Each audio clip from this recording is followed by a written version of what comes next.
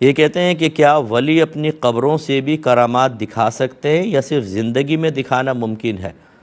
دیکھیں، کرامات کا سلسلہ تو جاری و ساری رہ سکتا ہے، معجزات کا سلسلہ بھی جاری رہتا ہے، بلکہ اکابرین نے یہی لکھا کہ جس بھی نبی کے زمانے کا ولی کوئی کرامت دکھائے گا تو یہ حقیقتاً اس زمانے کے نبی کا معجزہ ہی ہوتا ہے، چاہے وہ نبی پردہ فرما چکے ہوں۔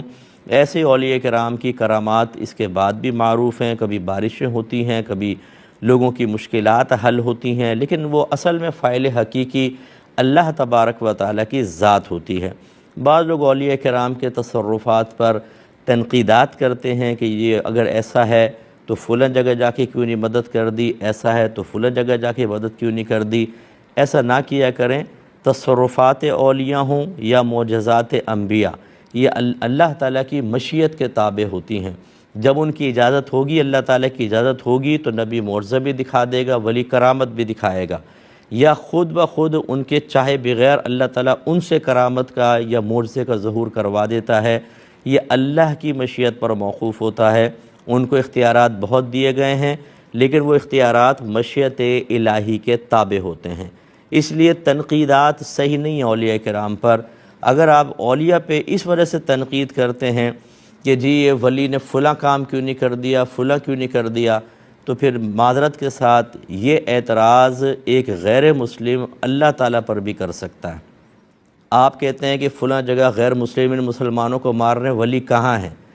کافر اگر کہے خدا کہاں ہے، کیا جواب دیں گے آپ؟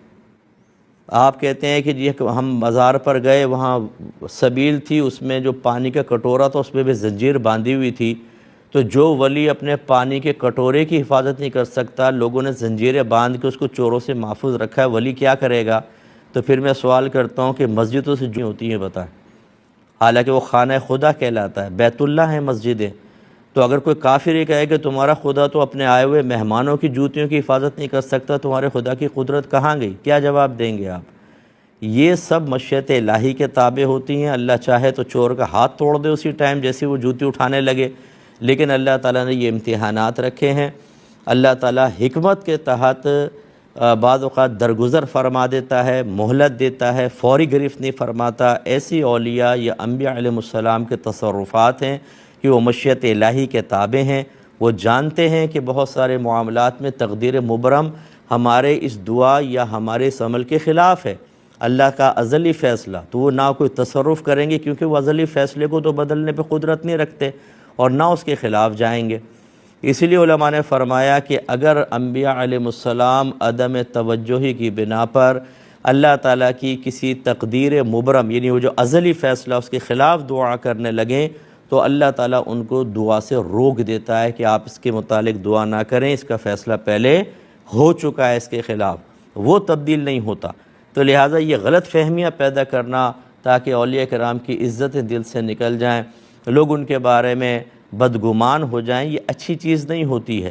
بس یہ اصول یاد رکھیے گا، جو آپ ولیوں پہ اعتراض کرتے ہیں، جو آپ صحابہ پہ اعتراض کر رہے ہیں، جو اہل بیت اطہار پہ کر رہے ہیں، جو انبیاء علیہ السلام پہ کر رہے ہیں، یہ تمام اعتراضات ذات باری تعالیٰ پر بھی ہو سکتے ہیں۔ یہ اچھی طرح یاد رکھیں۔ تو پھر جو اس کا جواب ہوگا وہ اس کا جواب ہوگا۔ اللہ تعالیٰ خود مختار ہے، لیکن حکمت کے تحت بہت سی چیزوں سے اعراض فرماتا ہے، درگزر فرماتا ہے، مہلت دیتا ہے، ڈھیل دیتا ہے۔ یہ اس کی کمزوری کی علامت نہیں ہے۔ ایسے ہی انبیاء علیہ السلام یا اولیاء اعظام اپنے تصرفات کو روک لیتے ہیں، اس لیے کہ مشیت الہی اس کے خلاف ہوتی ہے۔ اللہ کرے کہ ہماری بات سمجھ میں آ جائے اور آپ اپنی آخرت کی بربادی کا سامان نہ کریں۔